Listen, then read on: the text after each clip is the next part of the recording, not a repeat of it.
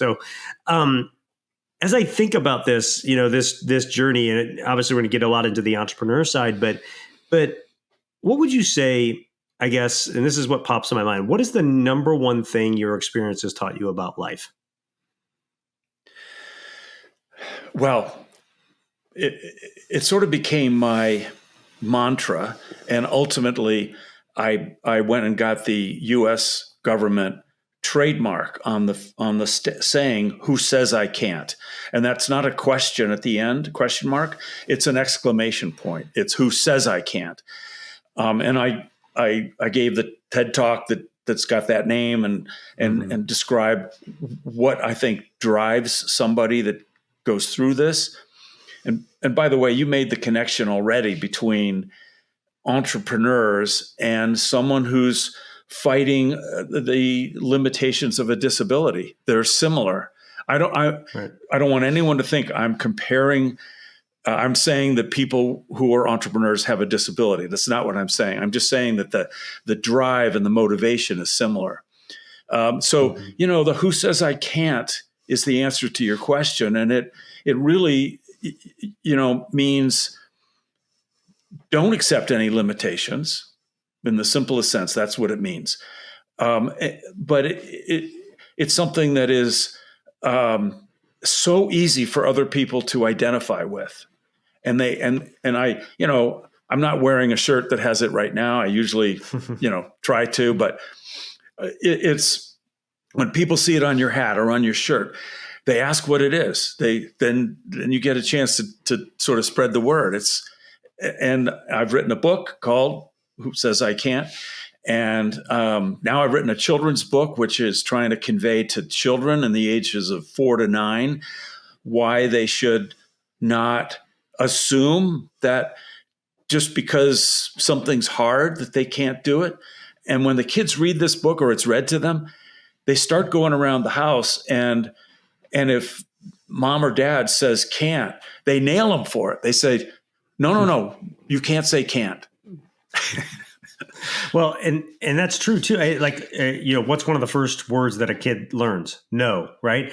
And we're all guilty of it. I'm a parent and I say no to my kid. But one of the things that I think is really important for us all is to understand that when we say I can't or we say no, it cuts everything off right then and there. It's a debilitating set of words. Your brain doesn't think further after that. But instead of saying I can't or just saying no, if you change it and you say, how can I? That activates the creative side of the brain to start thinking about the possibility of how it could be happening, how it could come to fruition. And so that's one thing that, I've tried to do, unless it's something that's truly like a no, like with my daughter, but it's not that it can't be done. It's how can it be done. Right. And it's funny, you go back to like Star Wars, right? There is no try, only do. And it's true. Like you either do or you don't. Right. And so most people, it's easy just to don't, because the do is the hard part. And so, but the way you get to doing is by asking how. Does that make sense? Yeah, absolutely. And in fact,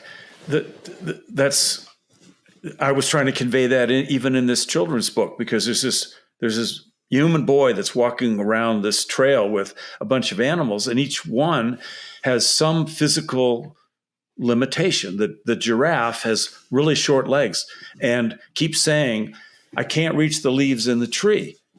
But what, if you look at the situation, you go, well, yeah, that's true. Except that Alex says, well, now wait, I remember stilts. I'm going to make you stilts. And he makes some really big stilts. And suddenly the giraffe is reaching leaves taller than his dad can. And so it's sort of, and what Alex does is he just gives an idea, and then the animal has to work at it, because you don't just walk on stilts just fine the first time you try. And so they have to work at it, which is a good message, but they can overcome, adapt, whatever the correct, word is for right.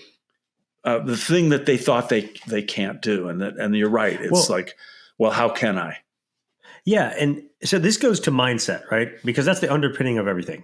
What you believe, what you think drives everything. And I said for years, your really your thoughts, really your beliefs, right, lead to your emotions lead to your thoughts lead to your actions lead to your results in the end. But if you take out everything in the middle, it's your beliefs end up with your results.